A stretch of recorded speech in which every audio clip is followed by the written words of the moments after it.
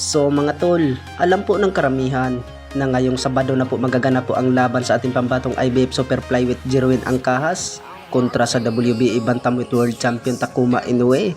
At nagharap na po ang dalawa kanina mga tol. At nagpapakita po sila na may respeto po sila sa isa't isa.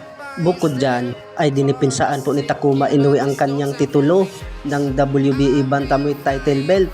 Bukod dyan ay maganda sana kung masungkit ang panalo sa ating pambato. At may bumanat po nga si Takuma Inoue mga tol na ito daw ang pinakamalakas na makakalaban niya itong si Jerwin Angkahas. Samantala ay may dagdag pa po si Takuma Inoue na kahit malakas daw itong si Jerwin Angkahas ay kaya daw niyang patulogin sa early round sa ibabaw ng ring. Sa ngayon ay bumanat din ang ating pambato na si Jerwin Angkahas na gagawin daw niya ang lahat para daw talunin itong si Takuma Inoue at maiuwi niya ang kanyang belt ng WBA. Sa kabilang banda naman mga tol ay natatandaan po natin na hindi maganda pong pinapakita po ng angas ng Pinas Jandrel Casimero sa laban nila ni Yoshinori Ogone noong buwan ng October 12 na ginanap sa Ariake Arena, Tokyo, Japan na nauwi sa technical draw sa round 4 dahil po sa headbutt ni Yoshinori Ogone ay humingi po ng sorry po ng angas ng Pinas sa mga fans dahil po ay nadisgrasya lang daw po yun. Pero hindi naman daw talaga niya sinasadya yon. At sa sinabi daw na humihingal daw siya sa round 2. Bukod dyan, dahil po sa klima po sa Japan, ay nanibago po daw ang angas ng Pinas at sinisipon daw siya noon.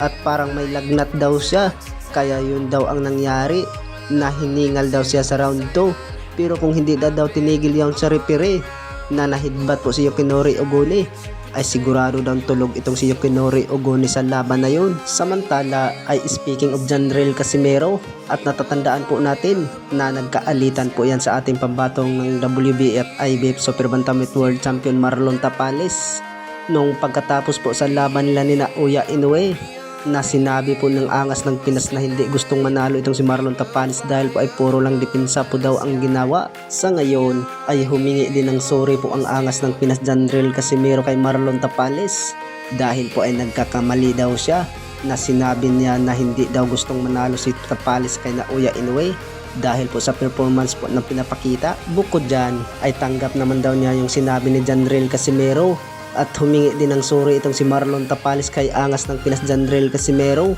dahil po sa sinabi niya na hindi na daw niya kilala itong si Jandrel Casimero. Ibig sabihin dyan mga tol ay nagkasundo na po ang ating dalawang pambato. Bukod dyan, speaking of Marlon Tapales ay nag-iinsayo na rin siya mga tol dahil po ay may laban siya pero dito lang sa Pilipinas po gaganapin. Baka sa Okada, Manila ang laban. Ang matagumpay daw ni Marlon Tapales sa laban na yan mga tol ay isabak daw ulit sa world title.